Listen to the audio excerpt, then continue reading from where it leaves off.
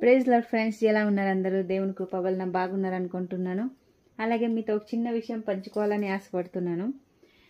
దావీదు యెహోవా దేవునికి ఎందుకు హృదయానుసారుడు అయ్యాడంటే, ఒక మనిషి ద్వారా తనని హెచ్చరిస్తే, అంటే ఒక ప్రవక్త అయిన నాతాను ద్వారా దావీదుకు హెచ్చరిస్తే తన బ్రతుకు మార్చుకొని పశ్చాత్తాపపడి తను చేసిన పాపం మళ్ళా ఎప్పుడు చేయనే లేదండి.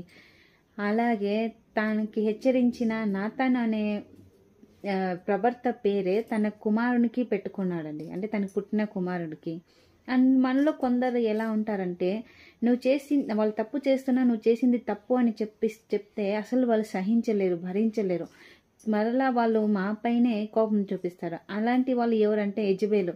నువ్వు చేసింది తప్పు, నీ బ్రతుకు మార్చుకో అని ఏలియా చెప్పినప్పుడు తన కోపంతో రగిలిపోయింది. ఏలియాని చంపడానికి మనుషుల్ని పంపించింది.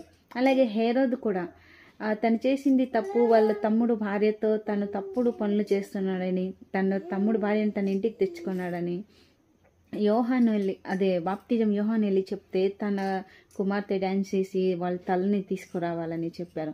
ఇలా నిజము హెచ్చరిస్తే తెలుసుకొని అవును అని పశ్చాత్తాపడి నమ్మి అది ఇడిచిపెట్టి మళ్ళీ దేవుని వైపు తిరిగే వాళ్ళు చాలా తక్కువ మంది.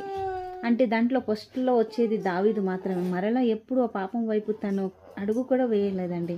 అందుకే దావీదు దేవునికి హృదయానుసారుడు అయిపోయాడండి. అలాగే మన జీవితాల్లో కూడా మనం ఏమైనా తెలియక చేసిన తప్పులు ఉంటే దేవుడు మనకి వాక్యం ద్వారా తప్పకుండా హెచ్చరిస్తారు. మీరు రోజు వాక్యం చదివితే మీరు ఏం చేస్తున్నారో ఏం చేయట్లేదో మీకు తెలుస్తుంది.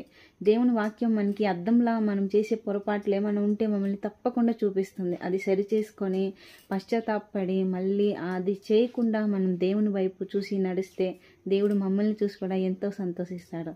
Thanks for watching.